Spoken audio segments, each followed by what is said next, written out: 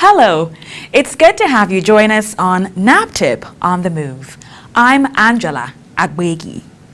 Our special package today will educate, enlighten, and provide vital information on the Trafficking in Persons Prohibition Enforcement and Administration Act 2015, provisions, penalties, and more. You don't want to miss this. It's a must watch. Stay with NAPTIP On The Move.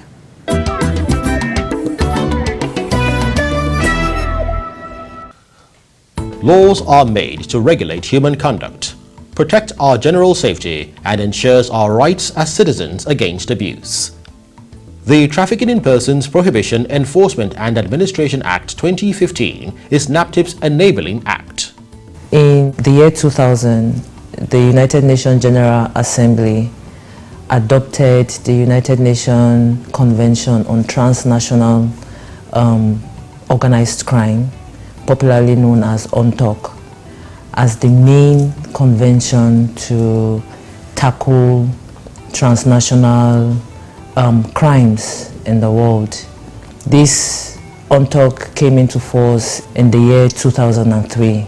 Now, UNTOC is further supplemented by 3 additional protocols, and these additional protocols are targeted at specific transnational organized crime. And the one that is applicable to the crime of trafficking in persons is known as the Protocol to Prevent, Suppress, and Punish Trafficking in Persons, especially women and children. And this is popularly known as the Palermo Protocol, which was equally adopted in the year 2000 and also came into force in 2003. Now, countries must be signatories to the main convention, which is UNTOC, before they can also be signatories to the protocol. And Nigeria has, done both. Now, in fulfillment of the Palermo Protocol, in 2003, Nigeria enacted the Trafficking in Persons Prohibition, Law Enforcement and Administration Act. And this act was further amended in 2005, then further amended and reenacted in 2015 as the Trafficking in Persons Prohibition, Enforcement and Administration Act of 2015. This act, which is popularly known as the TPIA Act, now creates NAPTIP, the National Agency for the Prohibition of Trafficking in Persons. The TPIA Act is a federal legislation which is applicable to the 36 states of the country, including the Federal Capital Territory. What are the provisions of this enabling act? The act in itself empowers NAPTIP to investigate all forms of trafficking in persons. And of course, when we talk about all forms of trafficking in persons, it includes sexual exploitation, It includes forced labor, domestic servitude, debt bondage, trafficking in persons for organ removal. It also includes slavery and all slavery-like activities. It includes child pornography, using children in armed conflict. It also includes the use of children in brothels. The Act also empowers NAPTIP to enter into any premises to conduct searches. So where we believe that a particular property or premises has been used to conduct a crime, we have the Act mandates us to move in there and conduct lawful searches. And the Act also empowers NAPTIP to arrest, detain and prosecute offenders. Then we also have the powers to seal up premises. So when we go into a place, we search and we believe that that premises or property is being used to conduct illicit activities, we also have the powers to seal that premises. For instance, if a property is being used for sexual exploitation, the Act equally, empowers NAPTIP to seek and receive information from any person, any authority, or any company without hindrance. So as we do our work, we also expect the public to work with us. If you hinder our work, you hinder our investigation, or you hinder the work of officers of NAPTIP, that in itself is a crime. Offences and punishments in the Act include the first category, which is conviction and fine, and that applies to very grievous offences like sexual exploitation, forced labour, domestic servitude, debt bondage, organ removal, and the likes. Then we have another category, which is conviction without the option of fine, and that applies to domestic servitude. So you have domestic servitude, imprisonment, there is no fine. Then you have impersonation, where somebody impersonates an officer of NAPTIP. It is also a term of imprisonment, so you don't have the option to pay for fine. Then we have the third category, which is conviction or fine, and that applies to just two offenses, which is obstruction of justice, then tampering with witnesses. In the Act, we have a section, which is section 13, and this section is known as the Omnibus Clause. So this section categorically prohibits all form of human trafficking in Nigeria, and the section goes further to define the meaning of human trafficking, which is the recruitment, the transfer, the transportation, the harboring, and the receipt of anyone through the means of fraud, through the means of deception. It could be through abuse of power, or you use a position of vulnerability for the sole purpose of exploitation. We often hear people saying, oh, but I was not the one that recruited the person, I just received the person. No, whether you were the one that recruited the person, or you transferred the person, or you harbored the person, or you ended up being the end user, everybody is culpable in that crime. Key offences contained in the Act are: there's a section that talks about importation and exportation of persons for sexual exploitation. As much as Nigerian girls are exported for sexual exploitation, we also have cases where non-Nigerians are imported for sexual exploitation. So For this, the punishment is imprisonment for a term of not less than 5 years and a fine of not less than 1 million. What this means is there is a benchmark. So the act clearly says not less than 5 years. That doesn't mean the perpetrator will not get more than 5 years. So what it just simply means is you'll be sentenced between 5 years and, let's say, 25 years. And of course, option of fine, they are saying not less than 1 million. So what it also means is you can be fined between 1 million and 100 million. We also have a section that deals with the use of a child for prostitution. So those are persons under the age of 18 years that are used for prostitution or for other form of sexual exploitation, and this carries a prison term of not less than 7 years. So the penalty when it has to do with the child is stiffer than the penalty when it has to do with every other person, because obviously a child is a child. Then we also have a section that covers the use of a child for the production of pornography or harboring a child in a brothel, which is, I must say, extremely rampant these days. We have an explosion of online child pornography. We've been seeing, recurrent cases of child pornography. Then the use of children in brothels. Just a few weeks ago, we had to seal a brothel in Southeast that had underage children as young as 12 years, 13 years, working as prostitutes. Then Section 18 covers the facilitation of foreign travels for the purpose of prostitution or other forms of exploitation. We have a lot of that in Nigeria.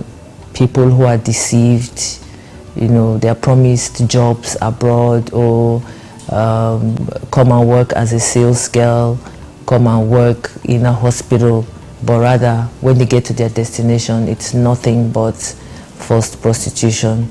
So that one also carries a term of not less than 7 years.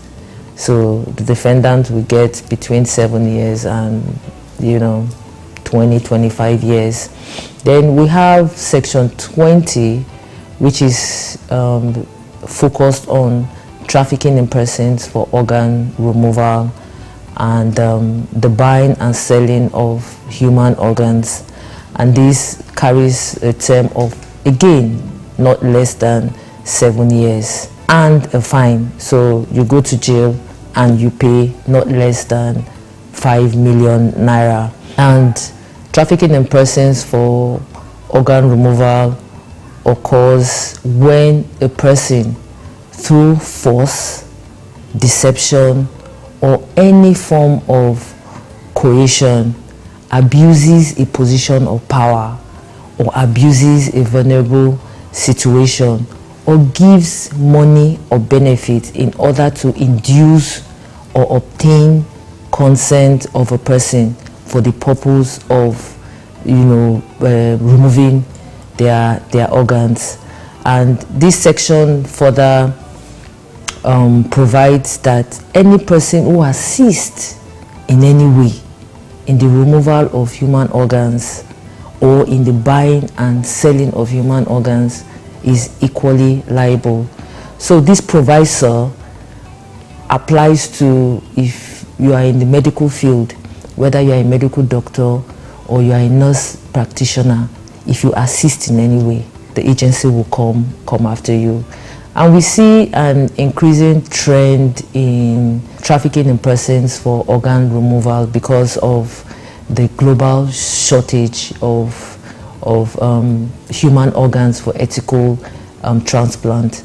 So there is currently an entire underworld criminal enterprise that drives this entire business, and it's a multi-billion dollars enterprise and all.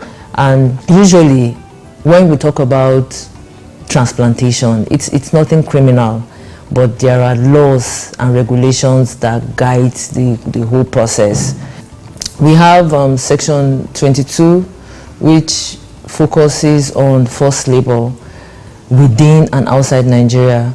So in Nigeria, we also have a problem of forced labor. People use children and even adults for forced labor. Then also outside the shores of Nigeria, especially ECOWAS countries, Arab countries, you find Nigerians who are trafficked.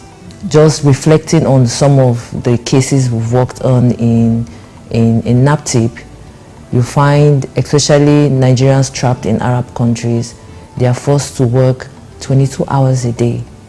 How can a human being function for 22 hours? And these are people that did that for 2 years, for 3 years before they were eventually rescued. Then there is this trend now, this very common trend where young boys are trafficked for the purpose of committing online scams. And this is known as QNet in some countries or QLink in some other countries. We've recently started receiving reports on young Nigerian boys who are equally trafficked to do the same thing. So you are locked in a room and you are forced to scam people online, do all manner of digital scams, against unsuspecting victims. Then we have Section 23, which focuses on the employment of a child as a domestic worker. So this section categorically provides that any person who employs, who requires, who recruits, who transports, who harbors, receives or hires out a child under the age of 12 years as a domestic worker commits a crime. The punishment of this offense is minimum of 6 months and not exceeding 7 years. You can't do less than 6 months and you can't serve more than 7 years.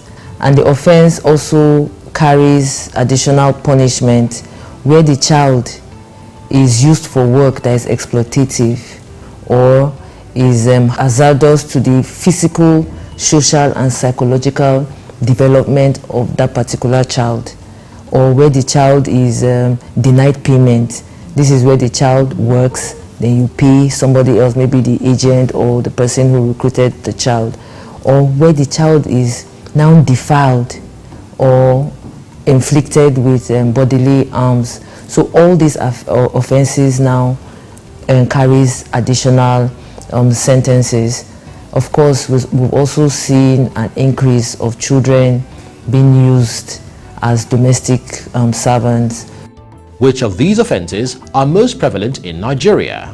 Some of the common forms of human trafficking that we investigate and prosecute here in NAPTIP includes sexual exploitation. So we have a lot of cases of foreign sexual exploitation where young girls are trafficked to European countries for the purpose of sexual exploitation. And we also have the high rate of buying and selling of human beings. In the work we do here, buying and selling of children, so we see a lot of buying and selling of children. The crime of buying and selling of children has also made the issue of baby factories fester. So we see a lot of there's a lot of incremental cases of baby factories where young girls are deceived, or teenage girls who are pregnant, they are deceived and people tell them, okay, come, you can't take care of this child, don't worry, when you give birth to this child, I'll help you find a home. And this has also driven a lot of illegal adoption. So we find people just trading in children. You have people who genuinely want children, but because they know that people are desperate, they now pry on that desperation. So just the crime of the buying and selling of human beings has also developed, several branches. So we have baby factories, we have what we call cryptic pregnancies, where women pretend to be pregnant. We are currently investigating a case of cryptic pregnancy where someone just shows up, oh voila, you now have children. Then we have a lot of increment in illegal orphanages where there are also cases where people go and take other people's children and promise them that, they run homes or centers, they will give them a better life, but they end up selling these children, or they end up using them as beggars. Then of course we have the problem of the use of children in brothels. We go to brothels, even in the FCT here, we've had to seal businesses because businesses that use children in brothels, you use them as prostitutes. You find children working in restaurants during the day, and at night they are used as prostitutes. We are also currently investigating our first sextortion case. So it's a case of a boy who decides to use the nude pictures of someone to blackmail her. So this was somebody that we tracked for 2 months. It took us 2 months before he was finally apprehended. So this is our first case of sextortion. Enforcing the Trafficking in Persons Prohibition, Enforcement and Administration Act is not a walk in the park. Now, some of the challenges we face in prosecuting human trafficking cases include low reportage.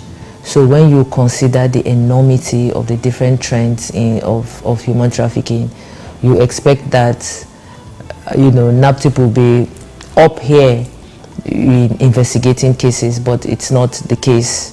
We have very low reportage because people don't report as should.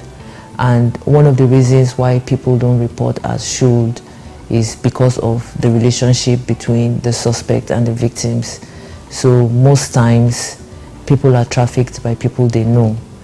Then we also have lack of cooperation from the source or the communities, because we find out that some communities tend to shield or protect the trafficker against NAPTIP because they believe the trafficker is doing something good. The trafficker intended to assist or to help their children, who will in turn come and help them. And most times this is fueled by ignorance. Then we also have difficulty in procuring witnesses from remote areas. So when we go into communities, we'll go into villages to, get the cooperation of community members. They tend to stonewall.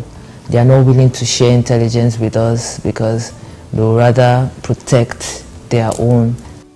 Despite these challenges, NAPTIP has intensified efforts and is not deterred.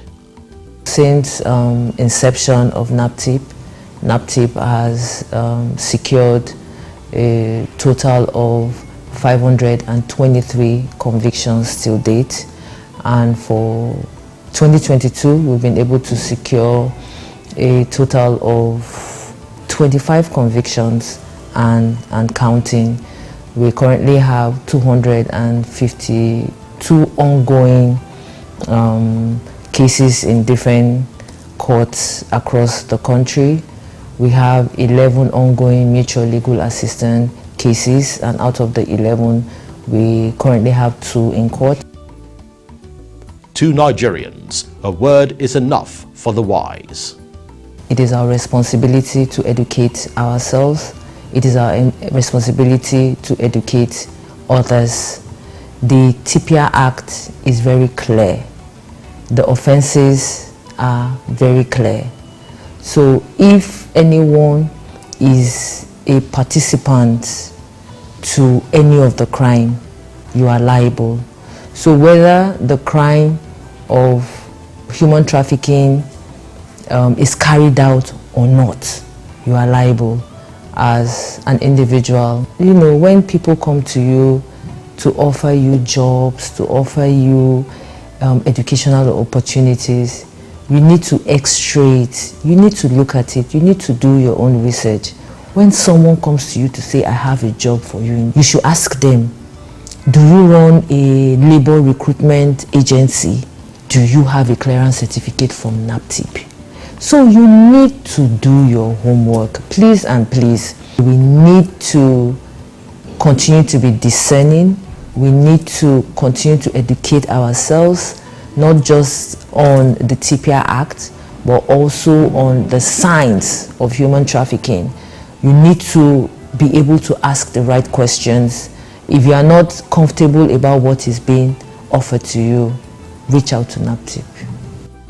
With all the efforts made so far by NAPTIP, it is evident that the agency is leaving no stone unturned in fulfilling its mandate of ensuring a human trafficking-free nation.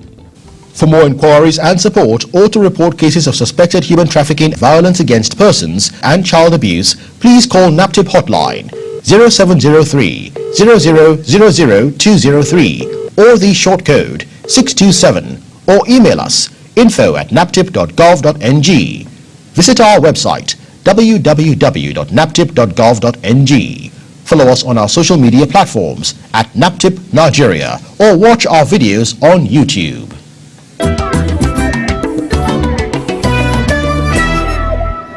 Hope you're now better informed. Remember, ignorance of the law is not an excuse. Our time is fast spent. Keep a date with us, same time next week. I'm Angela Agbegi. See you soon.